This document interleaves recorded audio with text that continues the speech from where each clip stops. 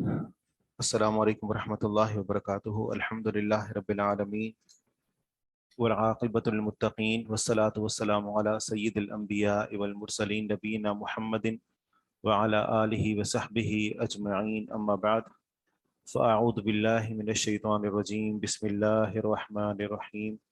رب اشرح لی صدری ویسر لی امری واحلل عقدۃ من لسانی یفقہوا قولی۔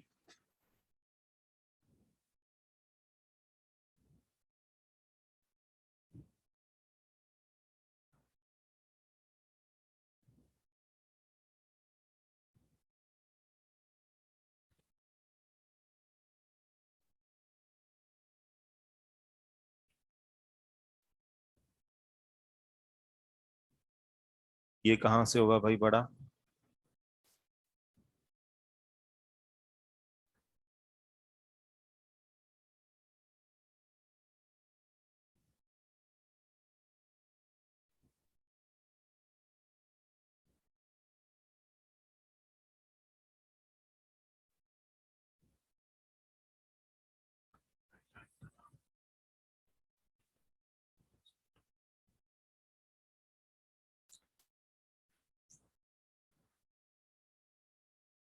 باب ہے نبش القبور واتخاذ ارضها مسجدا، اور حدیث کا نمبر ہے 702۔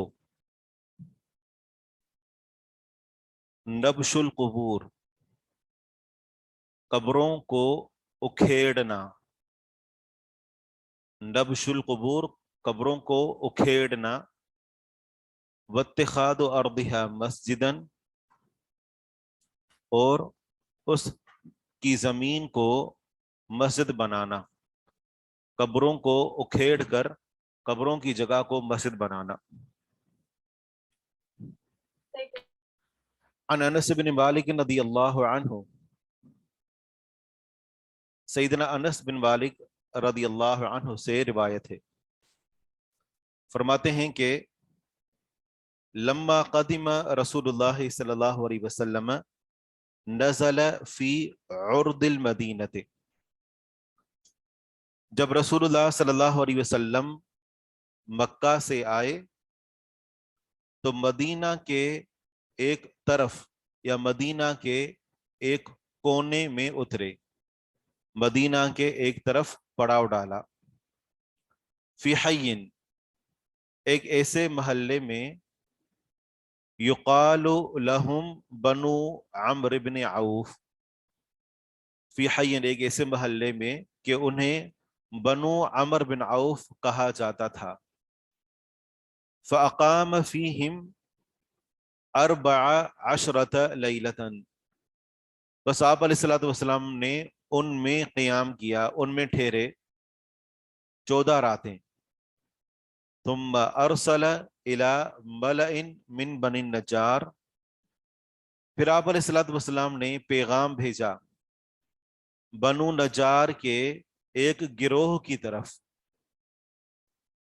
فجاؤ، پس وہ آئے، متقلدی سیوفہم، اس حال میں کہ وہ اپنی تلواروں کو لٹکائے ہوئے تھے۔ کأنی انظر الی رسول اللہ صلی اللہ علیہ وسلم علی راحلتہ و ابو بکر ردیفہ۔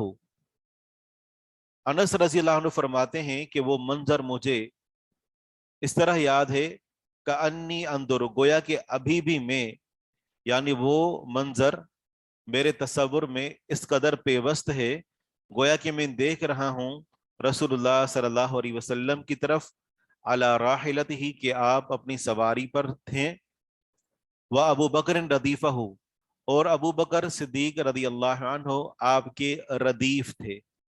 ردیف بولتے ہیں جو سواری پر ساتھ پیچھے بیٹھا ہوا ہو۔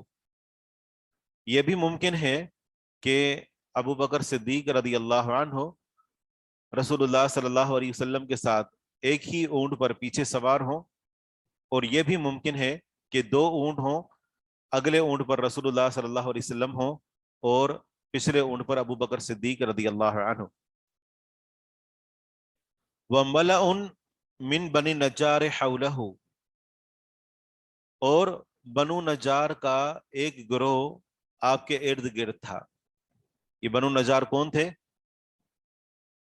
رسول اللہ صلی اللہ علیہ وسلم کے ننھیال،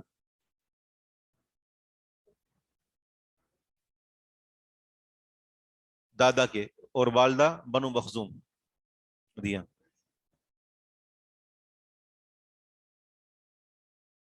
حتی القا بفناء ابی ایوب، یہاں تک کہ آپ علیہ الصلوۃ والسلام نے پڑاؤ ڈالا ابو ایوب انصاری رضی اللہ عنہ کے میدان میں، یعنی ان کے گھر کے سامنے یا ان کے صحن میں۔ وکان یصلی حیث ادرکتہ الصلاۃ، اور آپ علیہ الصلوۃ والسلام نماز پڑھا کرتے تھے جہاں کہیں آپ علیہ الصلوۃ والسلام کو نماز پا لیتی۔ جی یہ کہاں سے اسٹاپ کریں گے اس کو؟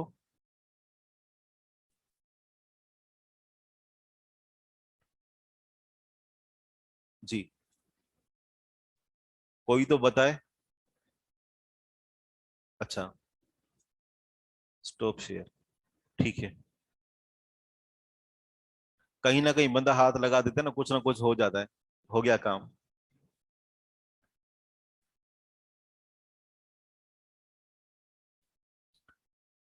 فرماتے ہیں کہ آپ علیہ الصلوۃ والسلام نماز پڑھا کرتے تھے جہاں کہیں آپ علیہ الصلوۃ والسلام کو نماز پا لیتی۔ فیصلی فی مرابد الغنم، بس آپ علیہ الصلوۃ والسلام بکریوں کے باڑے میں نماز پڑھ لیتے، بکریوں کے باڑے میں نماز پڑھ لیتے۔ ثم امر بالمسجد، پھر آپ علیہ الصلوۃ والسلام نے مسجد کا حکم دیا، مسجد بنانے کا۔ فارسل الی ملأ من بنی النجار، بس آپ علیہ الصلوۃ والسلام نے بنو نجار کی طرف پیغام بھیجا، بنو نجار کی گروہ کی طرف پیغام بھیجا۔ فجاؤ فقالوا یا بنی النجار، فجاؤ بس وہ آئے تو نبی علیہ الصلوۃ والسلام نے فرمایا اے بنو نجار، ثامنونی بحائطکم ھذا، ثامنونی تم مجھ سے قیمت طے کرو، قیمت متعین کرو، ثامنونی مجھے قیمت بتاؤ، بحائطکم ھذا اپنے اس باغ کی، جو ابو ایوب انصاری رضی اللہ عنہ کے گھر کے سامنے تھے۔ موجودہ دور میں ابھی جیسے ہی آپ سلام کرنے کے لیے داخل ہوتے ہیں، اگر آپ نے یعنی حج عمرے کے لیے گئے ہوں تو آپ کو یاد ہو، جیسے ہی سلام کرنے کے لیے روزے میں داخل ہوتے ہیں اور آپ سیدھا سیدھا چلتے ہیں، سامنے وہ جو دروازہ ہے وہاں سے دروازہ سے آپ نکلتے ہیں، جیسے ہی آپ جی جیسے ہی آپ جو دروازے سے باہر نکلیں گے تو اگر آپ اپنے دائیں ہاتھ کی طرف دیکھیں گے تو یہ جو پہلا کونا آئے گا، پہلا کونا، یہاں پر ابو ایوب انصاری رضی اللہ عنہ کا گھر تھا۔ اور ماضی قریب میں جو پرانی تصاویر ہیں، اگر آپ گوگل پر سرچ کریں تو وہاں پر بھی آپ کو یہ تصاویر مل جائیں گی کہ ابو ایوب انصاری رضی اللہ عنہ مسجد نبوی کی جو یہ آخری جو وسعت ہوئی ہے تو اس کے اندر اس کو بھی مسجد کے احاطے کے اندر شامل کر لیا گیا، وگرنہ یہاں پر ہوتا جب سلام کر کے باہر نکلتے ہیں تو دائیں ہاتھ پر یہ جو پہلا کونا آتا ہے مسجد نبوی کا، تو اس طرح ابو ایوب انصاری رضی اللہ عنہ کا یہاں پر گھر تھا۔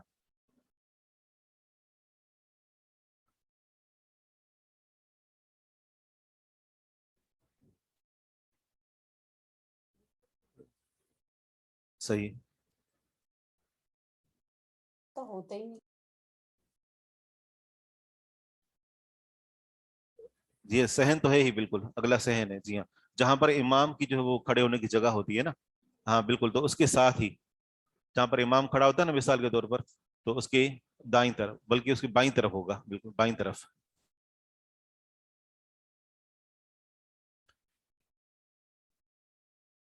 آپ علیہ الصلوۃ والسلام نے فرمایا اے بنو نجار، تم اپنے اس باغ کی مجھ سے قیمت طے کرو۔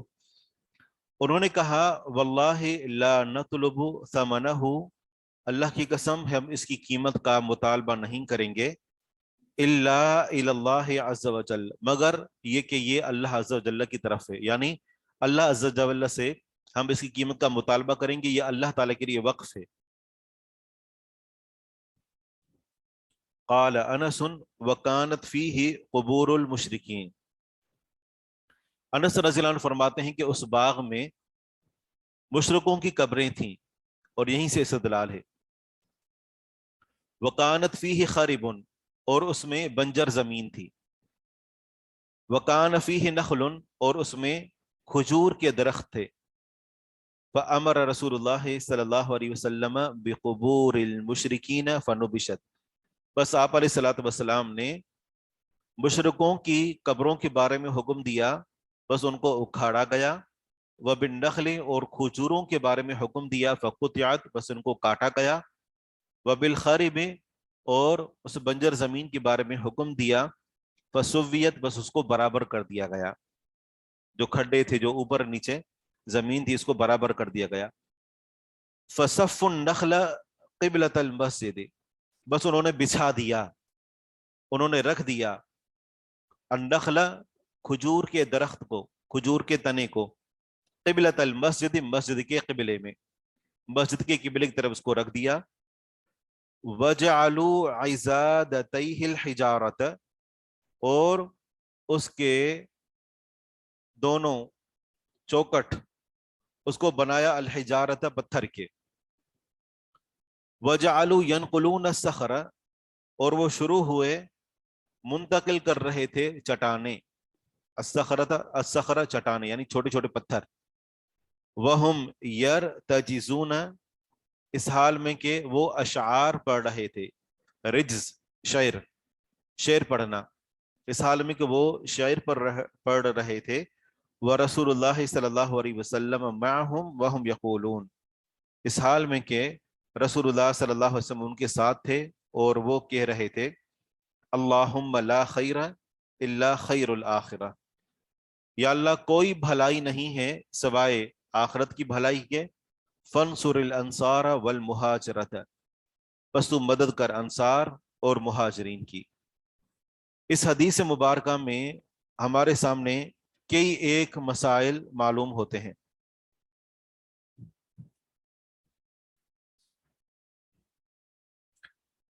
پہلا مسئلہ تو یہ معلوم ہوتا ہے کہ جب آپ علیہ الصلوۃ والسلام شروع میں آئے تھے تو مدینہ کے ایک طرف جو قباء کی بستی ہے وہاں پر آ کر ٹھہرے تھے، اور اس حدیث سے معلوم ہوتا ہے کہ آپ علیہ السلام وہاں پر 14 راتیں ٹھہرے تھے۔ اس کے بعد بنو نجار کے لوگ آئے اور وہ آپ علیہ الصلوۃ والسلام کو موجودہ مدینہ منورہ جہاں پر مسجد نبوی ہے تو یہاں پر وہ آپ علیہ الصلوۃ والسلام کو لے گئے، اور تفصیل سے آپ جانتے ہیں کہ آپ علیہ الصلوۃ والسلام کو کئی ایک صحابہ کرام نے کہا کہ آپ ہمارے گھر تشریف لے چلیں۔ آپ علیہ الصلوۃ والسلام کی جو اونٹنی تھی آپ اس پر سوار تھے، صحابہ کرام اس کو پکڑنے کی، اس کی لگام کو تھامنے کی کوشش کرتے، آپ فرماتے کہ اس کو چھوڑ دو، فإنہا مأمورہ، اس کو حکم دیا گیا ہے، اور جہاں پر یہ جا کر بیٹھے گی تو میں اسی جگہ پر قیام کروں گا۔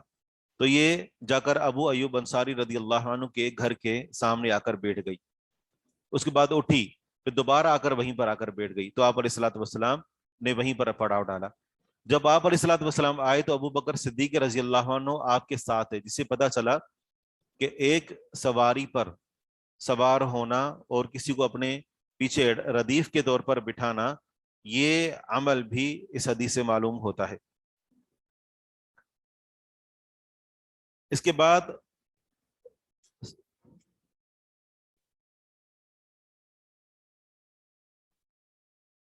جی ہاں، تو وہاں پر تو علیحدہ علیحدہ تھے، 2 اونٹ تھے، جی ہاں۔ پھر کہتے ہیں کہ آپ علیہ الصلوۃ والسلام بکریوں کے باڑے میں بھی نماز پڑھ لیا کرتے تھے، تو وہاں تو بکریاں مینگنیاں کرتی ہیں، پیشاب کرتی ہیں، تو پیچھے ہم یہ مسئلہ پڑھ چکے ہیں کہ جو مأکول اللحم حیوانات ہیں تو ان کا بول و براس پاک ہے۔ پاک ہونے کا مطلب یہ نہیں ہے کہ بندہ اس کو استعمال کر سکتا ہے، بلکہ ایک چیز کا پاک ہونا اور اس کو استعمال کرنا، ان دونوں چیزوں میں فرق ہے۔ اور اونٹوں کے باڑے میں آپ علیہ الصلوۃ والسلام نے منع کیا ہے، اس کی وجہ یہ ہے کہ اونٹ انسان کو نقصان پہنچا سکتے ہیں۔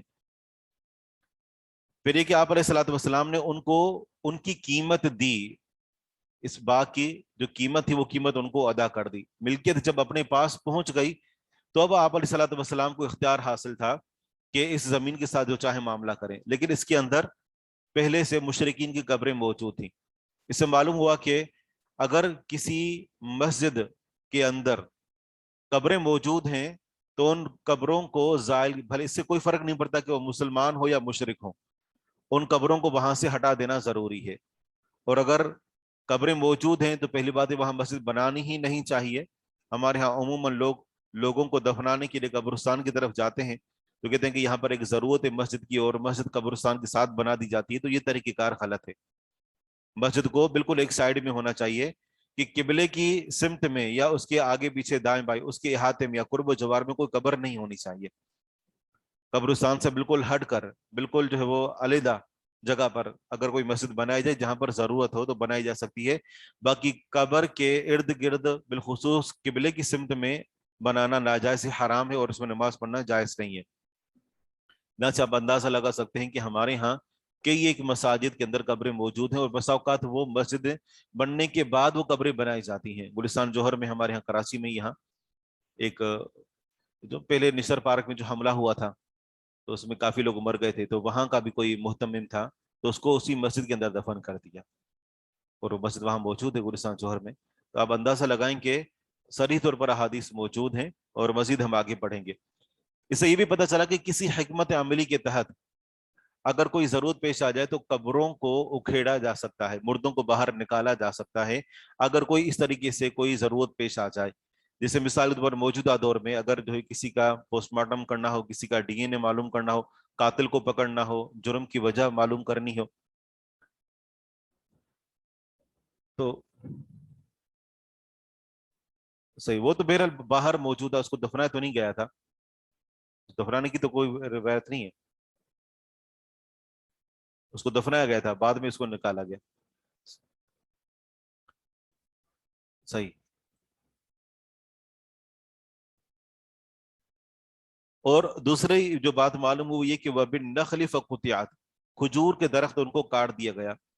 اس سے یہ بھی پتہ چلا کہ اگر تعمیر کی راہ میں پھل آور درخت، مگر ان کو کاٹنے سے منع کیا گیا ہے، پھلدار درخت کو کاٹنے سے منع کیا گیا ہے، لیکن اگر وہ کسی تعمیر کی راہ میں رکاوٹ بن رہے ہوں تو پھر ان کو کاٹا جا سکتا ہے، اور یہ بھی ممکن ہے کہ وہ پہلے سے جل چکے ہوں اور خراب ہو چکے ہوں، تو آپ علیہ الصلوۃ والسلام کو کٹوا دیا، اور زمین کو برابر کر دیا گیا، اور اس کو کھجور کے تنے کو سامنے رکھا گیا، اور اس کی چوکٹ کو پتھروں کا بنایا گیا، اور صحابہ کرام خود بھی چٹانیں منتقل کر رہے تھے پتھر، اور پتھروں سے اس دور میں تعمیر ہوتی تھی، اور ساتھ ساتھ وہ اشعار پڑھ رہے تھے۔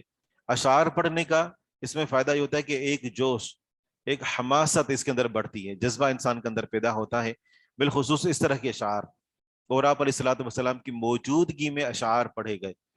اس سے پتہ چلا کہ شعر و شاعری کوئی حرام کام نہیں ہے اگر وہ حق پر، بلکہ آپ سے پوچھا گیا نا تو آپ نے کیا جواب دیا کہ اس کا اچھا اچھا ہے، اس کا برا برا، یہ عام کلام کی طرح ہی ہے۔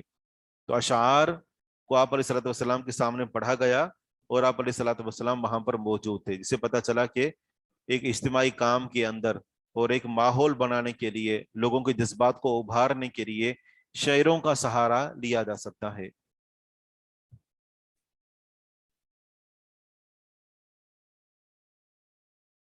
ینقلون الصخر کا معنی ہے کہ وہ منتقل کر رہے تھے پتھروں کو یا چٹانوں کو۔ ہمارے شہر میں عیدگاہ ہے جو آگے ہے اور بالکل پیچھے قبرستان ہے، کیا وہاں نماز پڑھنا جائز ہے؟ ایک کھلا میدان ہے، اور وہ قبرستان کے ارد گرد، اگر قبرستان کی سمت میں ہے یعنی قبرستان کے پیچھے ہے، ٹھیک ہے نا، یعنی پہلے قبرستان آتا ہے، اس کے بعد میدان آتا ہے، اور جب لوگ کھڑے ہوتے ہیں تو سامنے قبریں ہوتی ہیں تو اس میں تو پھر حرام ہے، لیکن اگر وہ بالکل علیحدہ جگہ پر ہے، علیحدہ ہے، تو واللہ عالم شاید اس میں گنجائش ہو۔ سب سے پہلے کون سا ہوگا؟ آج کل یہ ٹیکنالوجی موجود ہے،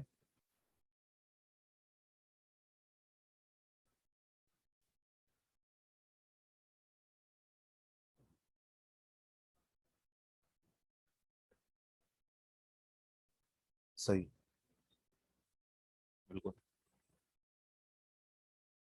ٹیکنالوجی موجود ہے جس سے اس کے تنے اور جڑوں سے ایک ساتھ ایک دوسرے مقام پہ لے جائے جیسے بالکل ہاں ایسے بھی ہے کہ درخت کو کاٹنے کی بجائے پورا پورا اس کو کسی اور جگہ منتقل کر دیا جائے، یہ زیادہ بہتر ہے۔ میلاد کرنا اس سے استدلال لیتے ہیں، یعنی نعتیں پڑھنا کس سے؟ میلاد کا استدلال۔ کہتے ہیں نا کہ ہم آپ کو تو نہیں کہہ رہے لیکن کہتے ہیں کہ اندھے کو اندھیرے میں دور کی سوجی، تو یہ ہے کہ یہاں بات کیا ہو رہی ہے، مسئلہ کیا ذکر ہے، اور لوگ اس سے استدلال کرتے ہیں۔ جیسے اب 2-3 دن پہلے کی بات ہے، کسی نے مجھ سے سوال کیا، کہتے ہیں کہ آپ میلاد کے بارے میں کہتے ہیں کہ یہ بدعت ہے، جبکہ آپ بھی تو تقریب بخاری کرتے ہیں۔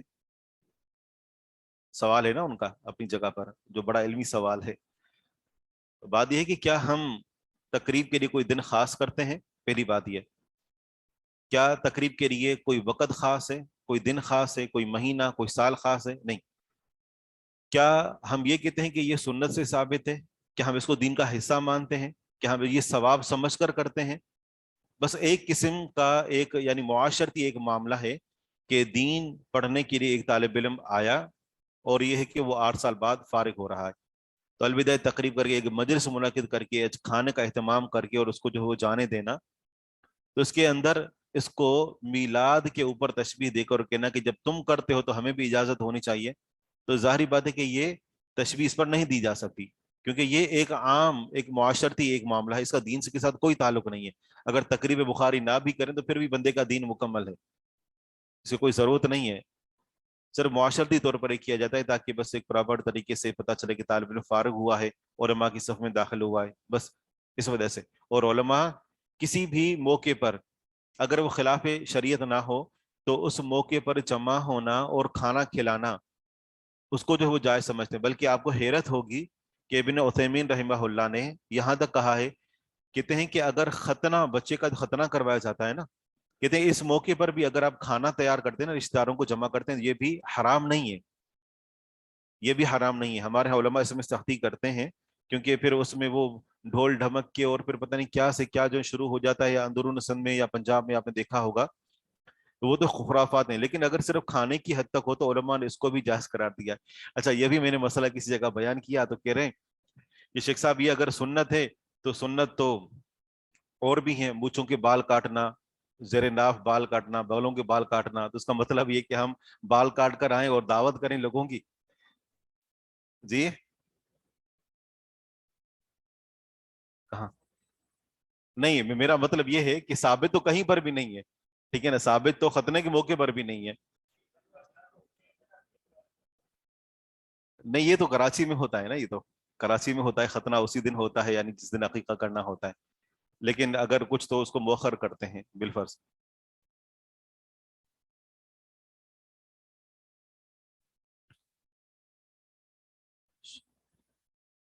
اگر لوگوں کو بتائیں تو لوگ برا مانتے ہیں، سب سے پہلے یہ تو پھر آپ کو ادارے سے معلوم کرنا چاہیے کہ سب سے پہلے امتحان کون سا ہوگا، اور یہ کہ اشعار ریپیٹ کر دیں، اشعار کو پڑھتے ہیں، لوگوں کو بتائیں تو لوگ برا مانتے ہیں، کیا برا مانتے ہیں؟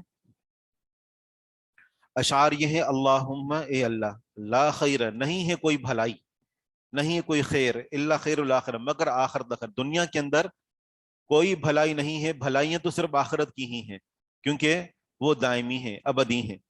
فانصر الانصار والمہاجرۃ بس تو مدد کر انصار کی اور مہاجرین کی۔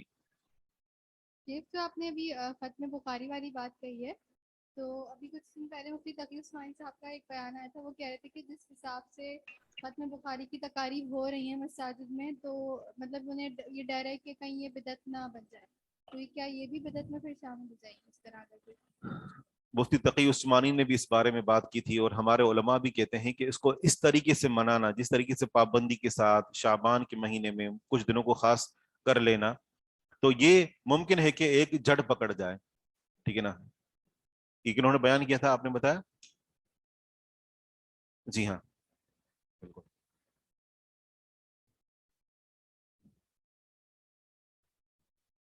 اس سے ملتے جلتے کلمات خندق کے موقع پر بھی ثابت ہیں. خندق کے موقع پر بھی جو خندق کھود رہے تھے، جی ہاں، میلاد کے بارے میں لوگ برا مان جاتے ہیں، بالکل ایسے تو ہے، لیکن حق تو حق ہے، قول الحق، صحیح. ہاں وہاں پر یہ کلمات ہیں، اللہم لا عائشہ الا عائش الآخرہ فانصر الانصار والمہاجر.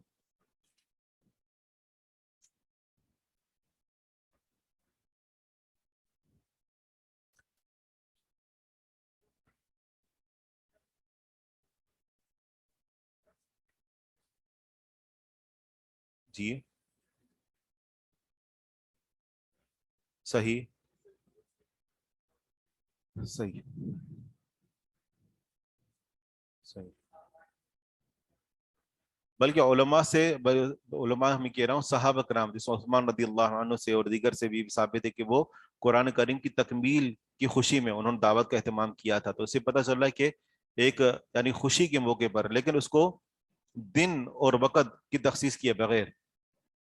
اور ختنے والی بات جو ہم نے کہی وہ یہ کہ علماء اس کو جائز قرار دیتے ہیں، ٹھیک ہے نا، مباح قرار دیتے ہیں کہ اگر آپ کرتے ہیں تو یہ حرام نہیں ہے کھانا. اگر بچے کا ختنہ کروایا جا رہا ہو، آپ کو بلایا جا رہا ہے، تو آپ ماشاءاللہ پکے اہل حدیث ہیں، تو یہ نہیں کہ آپ اس کو وہاں پر حرام کہیں، حرام نہیں کہہ سکتے اس کو. آپ نہیں شارک ہونا چاہتے نہ ہو، لیکن کھانے کے موقع پر لوگوں کو جمع کیا جا رہا ہے تو ایک پسندیدہ کام ہے، تو اس میں شریک ہونا چاہیں تو ہو سکتے ہیں. ختنے کے موقع پر جو کھانا تیار کیا جاتا ہے وہ حرام نہیں ہے، یہ علماء کے فتاوی موجود ہیں.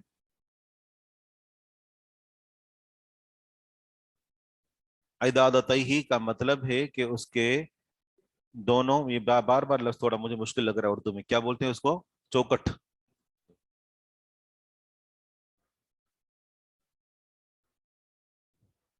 صحیح. آگے بڑھتے ہیں. النہی عن اتخاذ القبور مساجد، منع ہے قبروں کو سجدہ گاہ بنانا. حدیث کا نمبر ہے 703.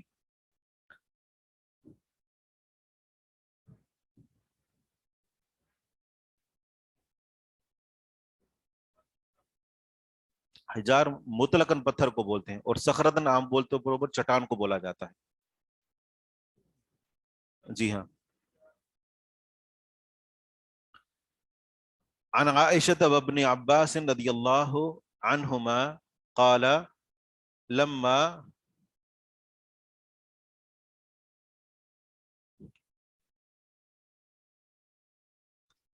قال لما نزل برسول اللہ صلی اللہ علیہ وسلم فطفق يطرح خمیسة له على وجهه.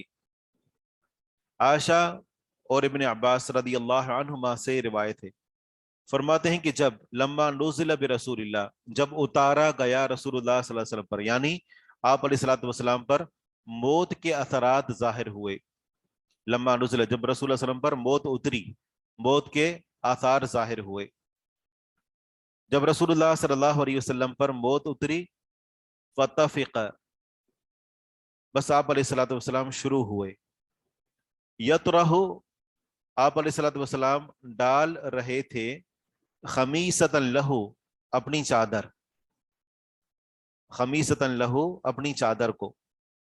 یہ ایک سی چادر ہوتی ہے کہ جس کے اندر نشانات ہوتے ہیں. خمیسۃ چادر، ایک ہوتا ہے ردا، مطلقاً چادر کو بولتے ہیں، اور خمیسۃ ایسی چادر کہ جس کے اندر نشانات ہوں، دھاری دھار یا پھر لائنیں ہوں یا کوئی اور چیز اس کے اندر بہرا نشانات ہوتے ہیں اس میں.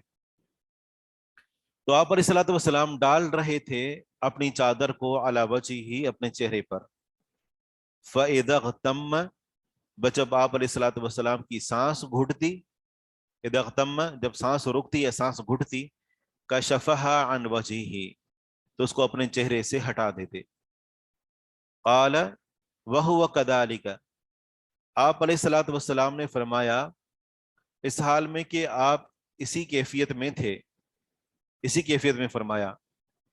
لعنت اللہ علی الیہود والنصارى، اللہ تعالیٰ کی لعنت ہو یہود اور نصارہ پر. اتخذوا قبور انبیائہم مساجد، کہ انہوں نے بنایا اپنے انبیاء کی قبروں کو سجدہ گاہ، مسجدیں.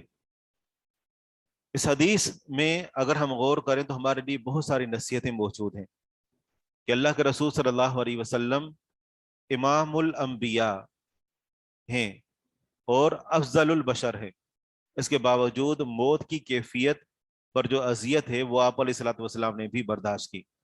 بس اوقات لوگ ہمارے آنکھوں کے سامنے چلے جاتے ہیں اور ہم کہتے ہیں کہ یہ بڑی اچھی موت تھی، اور کوئی تکلیف سے گزر رہا ہوتا ہے تو ہم سمجھتے ہیں کہ شاید اس کی بری موت ہے، ایسا نہیں ہے۔ لوگوں کی ہاں نا موت کے حوالے سے مختلف تصورات پائے جاتے ہیں، جس سے مرنے کے بعد کسی کا جنازہ بھاری ہو جائے، لوگ کہتے ہیں کہ شاید گناہ گار تھا، اگر ہلکا ہو تو کہتے ہیں نیکوکار تھا، اور ایسے ہی اگر دیکھیں کہ اس کا چہرہ سفید پڑ گیا ہے تو کہتے ہیں نیکوکار ہے، اور اگر ٹھنڈک کی وجہ سے یا زیادہ سرد خانے میں رکھنے کی وجہ سے سیاہ پڑ گیا ہے تو لوگ کہتے ہیں کہ یہ گناہ گار تھا۔ تو یہ ظاہری علامات کوئی معنی نہیں رکھتی ہیں، الا کہ کوئی اس طریقے سے کوئی چیز ہو جو یعنی ما فوق الفطرت ہو، ما فوق الفطرت۔ مثال کے طور پر جیسے اچانک اس کے اندر سے سانپ نکلنا شروع ہوئے، مثال کے طور پر جو پہلے نہیں تھے، اچانک اس کو آگ لگ گئی، یا اس طریقے سے کوئی معاملہ پیش آیا کہ جو عام طور پر پیش نہیں آتا، تو پھر تو ہم جو ہے وہ استدلال کر سکتے، اس کے لیے استغفار کریں۔ باقی یہ جو ساری علامات ہیں یہ خیر اور شر پر دلالت نہیں کرتی، کیونکہ آپ علیہ الصلوۃ والسلام نے بھی موت کے وقت اس تکلیف کو برداشت کیا۔ اور دوسری اس سے بات یہ معلوم ہوتی ہے کہ آپ علیہ الصلوۃ والسلام کو اپنی امت کی کس قدر فکر تھی کہ آپ علیہ الصلوۃ والسلام نے اس موقع پر بھی، کیونکہ آپ کو معلوم تھا کہ آپ کا آخری وقت آ چکا ہے، تو آپ کو ڈر تھا کہ کہیں آپ کی قبر کو سجدہ گاہ نہ بنا لیا جائے، تو اس موقع پر بھی آپ نے اپنی امت کی خیرخواہی کرتے ہوئے یہود و نصارہ پر لعنت کی کہ انہوں نے اپنے انبیاء کی قبروں کو سجدہ گاہ بنا لیا۔ کوئی سوال آ رہا ہے ذہن میں؟ یہاں پر ایک سوال، اس میں ایک اشکال ہے۔ اشکال یہ ہے، وہ تو اپنی جگہ پر ہے ہی، لیکن اس کے علاوہ اشکال یہ ہے حدیث کے الفاظ پر کہ یہودی، تو چلو ہمیں سمجھ میں آتا ہے کہ یہودیوں کے بہت سارے انبیاء کرام تھے، بہت سارے رسول تھے، جبکہ نصارہ ان کے تو جو نبی ہیں وہ عیسیٰ علیہ السلام ہیں، ٹھیک ہے نا، نصارہ کے، اور ان کو بھی اوپر اٹھا لیا گیا، تو انہوں نے تو نصارہ نے تو عیسیٰ علیہ السلام کی قبر کو سجدہ گاہ نہیں بنایا تھا، قبر ان کے پاس ہے ہی نہیں، ٹھیک ہے نا۔ نصارہ کی آپ نے دیکھا کہ وہ کہتے ہیں کہ عیسیٰ علیہ السلام کی قبر ہے اس کو سجدہ گاہ بنایا ہو، تو پھر آپ علیہ الصلوۃ والسلام نے ان کے بارے میں یہ کیسے کہہ دیا کہ انہوں نے اپنے انبیاء کی قبروں کو، نصارہ نے اپنے انبیاء کرام کی قبروں کو سجدہ گاہ بنایا؟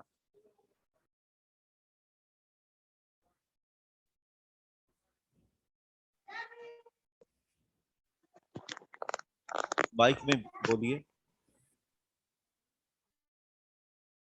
یہ آپ کے سامنے رکھا ہوا ہے، آپ کے کپ کے ساتھ۔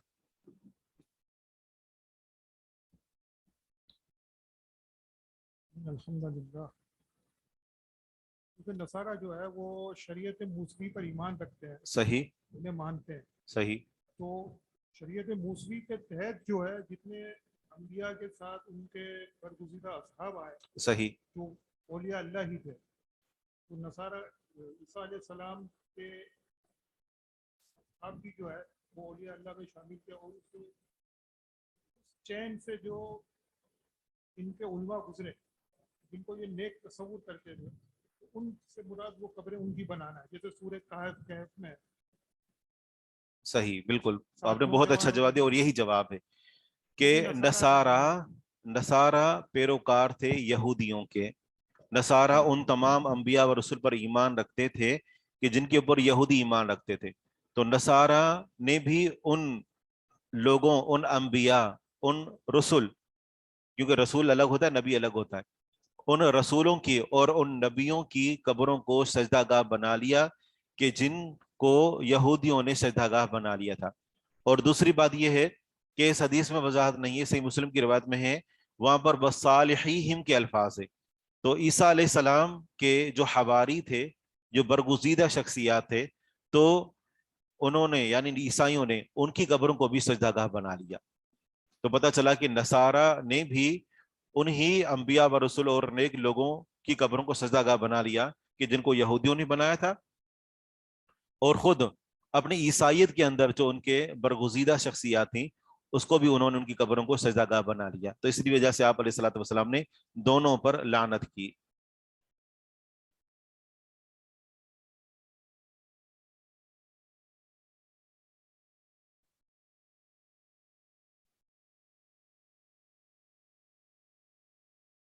फताफिका का माना है शुरू हुए।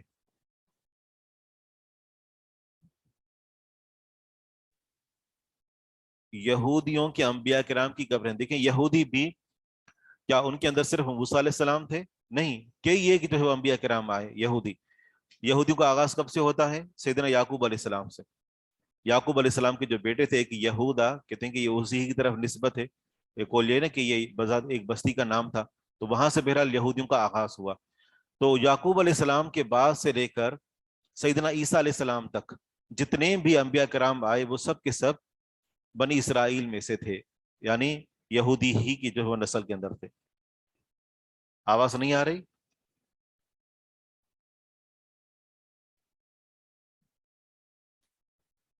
लोग कहते हैं कि जिनकी शिरकिया हालत में मौत होती है तो उनकी मग़फ़िरत के लिए दुआ नहीं कर सकते।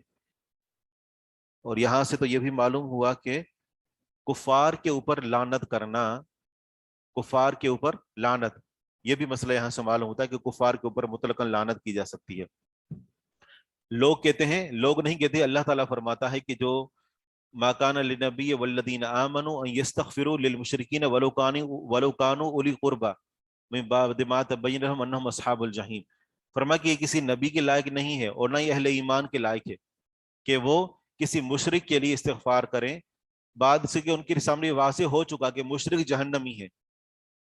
अल्लाह ताला हम सब की हिफाजत फरमाए। अगर आपको मालूम होता है कि आपका फलां रिश्तेदार शिर्क की हालत में मर गया, कब्रों पर जाता था, मज़ारों पर जाता था, गैरुल्लाह की इबादत किया करता था, तो आप उसके लिए इस्तिग़फ़ार नहीं कर सकते, ना उसके नमाज़ जनाज़ा में शरीक हो सकते हैं। हाँ, आप दुनियावी रस्म को निभाने के लिए आप उनके साथ जा सकते हैं, बैठ सकते हैं उनके पास जाकर, लेकिन उसके लिए दुआए मग़फ़िरत नहीं कर सकते।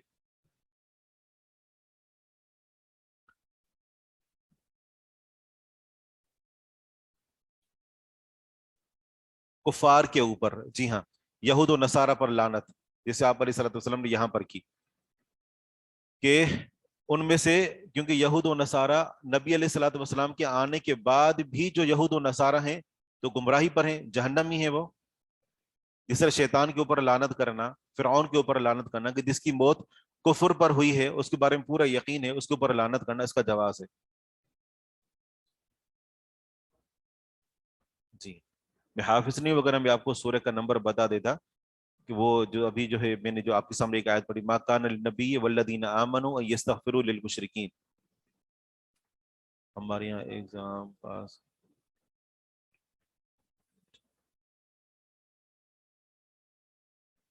इम्तिहान पास करने पर भी लोगों को जमा करते हैं, दावत करते हैं, खाना खिलाते हैं।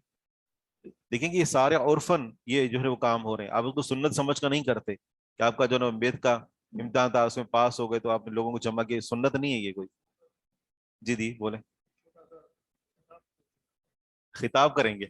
अच्छा, सब असल में जो तकरीब तकमील बुखारी शरीफ होती है, जिसको उर्फान में ये बुखारी शरीफ का ख़त्म कहते हैं, तो मेरा वो ख़त्म तो नहीं, वो तकमील होती है सही, और वो दोहराई जाती है नए साल, तालीमी साल में।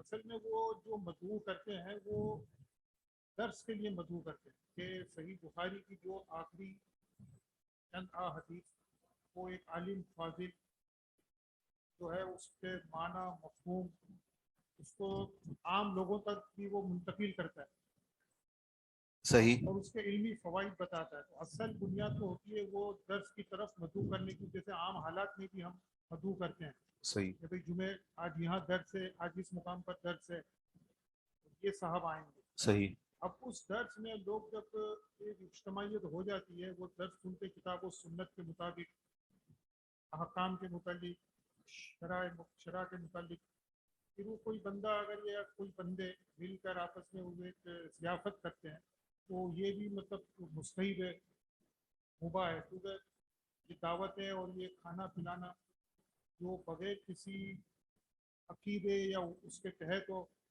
किसी खास अय्याम के तहत हो, उसको छोड़कर ये सुन्नत से भी साबित है।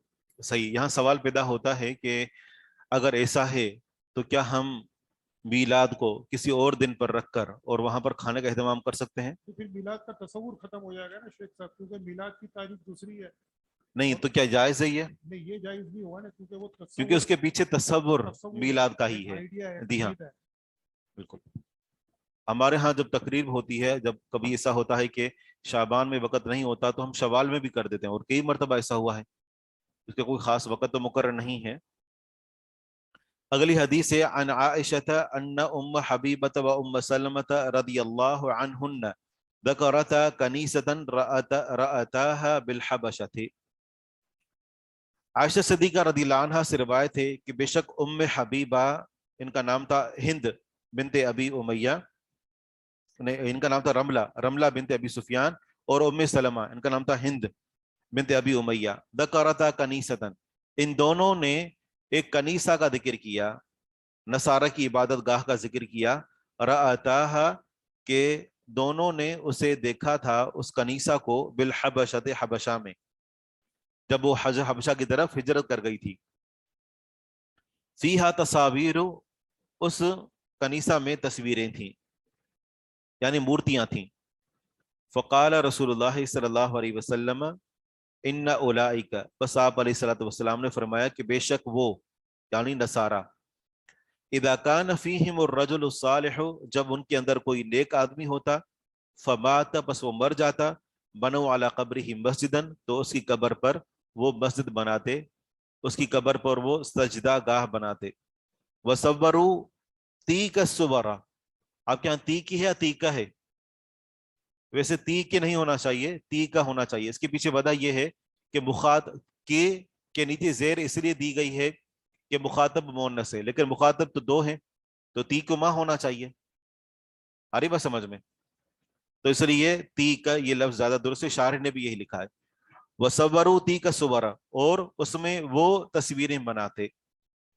उलाइक शिरारुल खल्क़ इंदल्लाह यौमल क़ियामा, ये लोग अल्लाह ताला के यहाँ बदतरीन होंगे क़यामत के दिन। इनको बदतरीन क्यों करार दिया गया? इसकी पीछे दो वजह थी। एक तो ये कि उनका शिरक करना, और दूसरा है कि अंबिया किराम की जो कब्रें उनको सजदागाह बनाना। यानी दो कबाहतें उन्होंने जमा की, कि उन्होंने अंबिया किराम की या उन नेक लोगों की उन्होंने मूर्तियां बनाई, और उसको फिर उन्होंने सजदा करना शुरू कर दिया। दो बुराइयां। हमारे यहाँ जो एक बुराई है, और वो है तस्वीर का आम होना।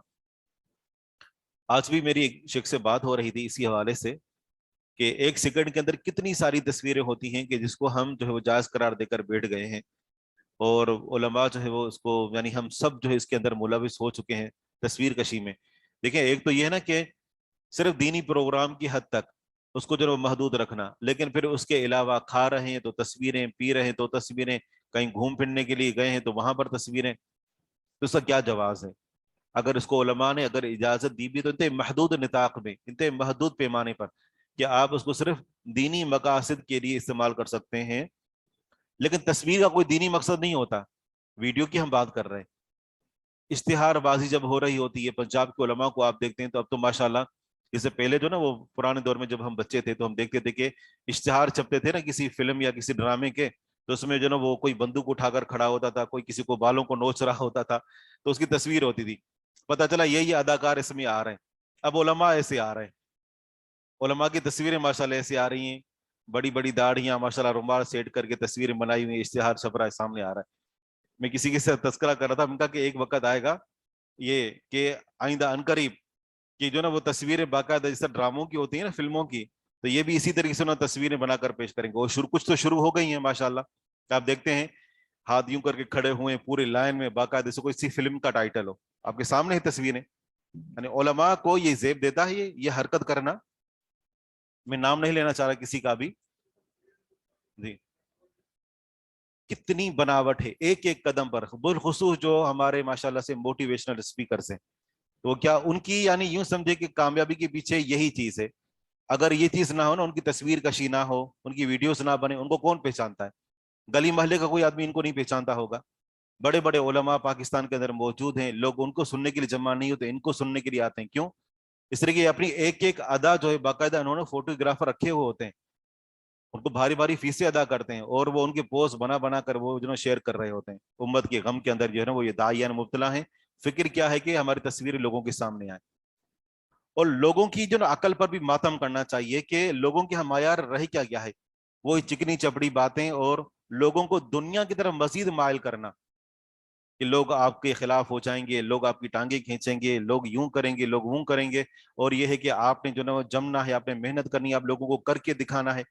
इससे कौन से जो ना वो जरासीम लोगों के अंदर जन्म लेते हैं, इसके तो फिर अलग ही जो ना उस पर गुफ्तगू की जा सकती है। तो मकसद ये है कि तस्वीर कशी से कौन से दीन का काम हो रहा है? कोई दीन का काम नहीं हो रहा। 100% ये रियाकारी पर मुश्तमिल है, 100%। मुझे नहीं लगता कि कोई रब्बानी आलिम दीन होगा और इस तरीके से अपनी तस्वीरें शेयर करता होगा और उसके पीछे जो ना उसको इखलास और इलाहियत होगी। मुझे तो नहीं समझ आ रही कि इसके अंदर इखलास कौन सा है इस तस्वीर में और इलाहियत कौन सी है। मुमकिन है आपको ये बात बुरी लगे, लेकिन ये एक बात हकीकत है कि अगर इस पर गौर करेंगे, इसको जो मफासिद हैं वो आज भी मौजूद हैं। तो तस्वीर की हुर्मत बरकरार है। वीडियोस ये भी इसी जुमरे के अंदर शामिल हैं। सिर्फ उलमा ने इस हद तक उसकी इजाजत दी कि दीनी मकासद के लिए आप सिर्फ वीडियोस को आप बना सकते हैं ताकि आपका पैगाम जो उस तरीके से लोगों तक पहुंच सके। लेकिन क्या जरूरी है कि हर एक आलिम वो जो ना वो उसके अंदर दाखिल हो? हर एक के लिए भी जरूरी नहीं है। अभी हैदराबाद में प्रोग्राम हुआ शेख इरशादुल हक का, सिर्फ बात बहुत लंबी हो रही है लेकिन ये भी जरूरी है इसको जिक्र करना। पंजाब से माशाल्लाह उलमा किराम आए थे, बड़े बड़े उलमा, शेख मसूद आलम साहब, इरशादुल हक अथरी साहब और दीगर। उनकी वीडियोस नहीं बनी वहां पर, और इतना बेहतरीन प्रोग्राम हुआ ये जो हैदराबाद में। और इस तरह जो वहां जो मरकजी मस्जिद है पक्का किला के अंदर, यानी यूं समझे कि लोगों के बैठने की जगह नहीं थी, लोग गलियों में खड़े हुए थे, कोई वीडियो नहीं थी, लेकिन उलमा आए तो लोग पहुंचे थे। ला इलाहा इल्लल्लाह।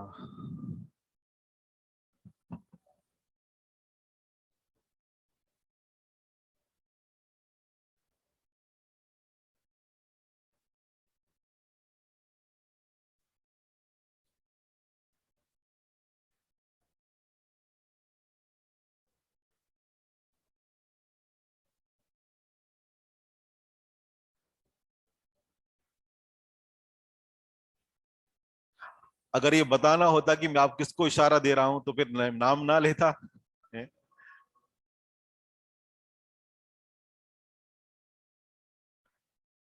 अगली हदीस है,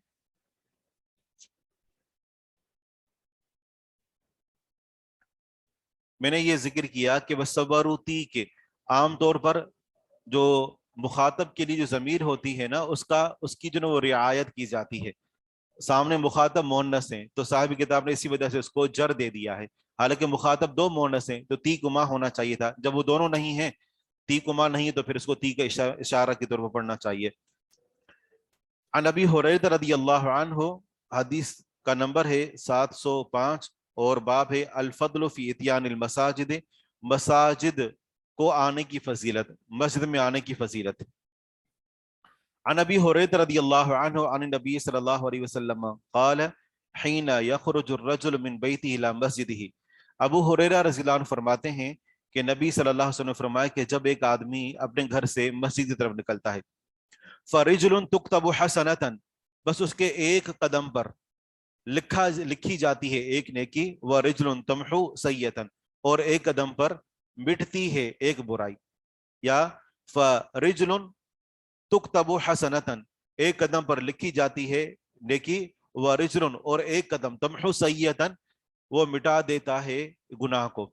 यह मतलब नहीं है कि एक कदम उठाया तो नेकी लिखी गई, दूसरे कदम पर गुनाह मिट गया।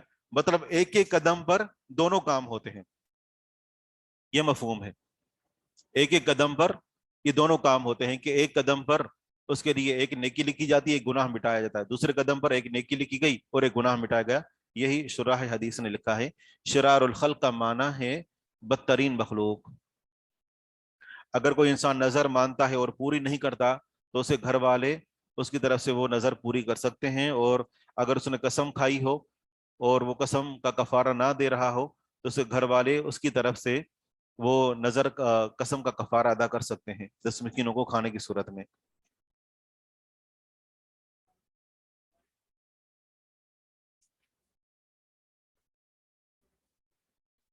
जी हाँ, बिल्कुल। अन्नहियु अन मनअ निसाइ मिन इत्यानिहिन्नल मसाजिद, मना है कि औरतों को मस्जिदों में आने से रोकना, औरतों को मस्जिद में आने से रोकना इससे मना है। औरतें अगर मस्जिद में आना चाहती हैं तो उनको आने से नहीं रोकना चाहिए, अगरचे उनके लिए अफजल तरीन तरीका कार यही है कि वो अपने घरों के अंदर नमाज पढ़ें। लेकिन बिल्कुल वाज़ेह हदीस मौजूद है, लेकिन इसके बावजूद हमारे यहाँ एक बहुत बड़ा तबका बिलखुसूस अहनाफ जो हैं वो औरत के मस्जिद की तरफ जाने को नाजायज करार देते हैं, जबकि आप अलैहिस्सलातु वस्सलाम का फरमान है, हदीस मौजूद है, अन सालिम अन नबी, सालिम रहमहुल्लाह अपने वालिद सैयदना अब्दुल्लाह बिन उमर रजी अल्लाह अन्हुमा से रिवायत करते हैं, फरमाते हैं कि रसूलुल्लाह सल्लल्लाहु अलैहि वसल्लम ने फरमाया, इदस्तअदनत इमरातु अहदिकुम, जब इजाजत तलब करे तुम में से किसी एक की बीवी, तुम में से किसी एक की औरत, इलल मस्जिद, मस्जिद की तरफ यानी मस्जिद की तरफ जाने की इजाजत तलब करे, फला यमनाहा, बस वो उसे ना रोके। इब्न हजम रहमहुल्लाह ने तो यहां तक तबसरा किया है, इब्न हजम ज़ाहिरी कहते हैं कि अगर कोई औरत को मस्जिद में जाने से रोकता है तो वो जाहिल है, ये उनका तबसरा है। और इससे यह भी पता चलता है कि औरत को कुछ ऐसे काम के जो शरीयत के दायरे में आते हैं उनसे उनको मना नहीं करना चाहिए। हालांकि औरत के लिए अफजल तरीन नमाज घर के इंतहाई अंदरूनी कमरे में है, लेकिन आप अलैहिस्सलातु वस्सलाम के दौर में आम जमातों में भी औरतें आया करती थी, और कई एक अदिल्ला से साबित, जैसे अंधेरे में उनका आना, इतना अहादीस से हमें साबित है। इस तरह बच्चे रोते थे तो आप नमाज हल्की कर दिया करते थे, तो अहादीस से साबित है। इससे यह भी पता चलता है कि अगर एक औरत नेकी के काम के लिए, जैसे वालिदैन की ज़ियारत करने के लिए, सिला रहमी के लिए, किसी की आयादत करने के लिए, इन ज़रूरियात के लिए अगर निकलती है तो शोहर उसको अपनी बीवी को मना नहीं करना चाहिए, ये औरत का हक है। अगर औरत यानी इस हक को इस्तेमाल करना चाहती है, नेकी के किसी काम में शरीक होना चाहती है, शर्त यह है कि उसकी अज़दवाजी जिंदगी इससे मुतासर ना हो रही हो।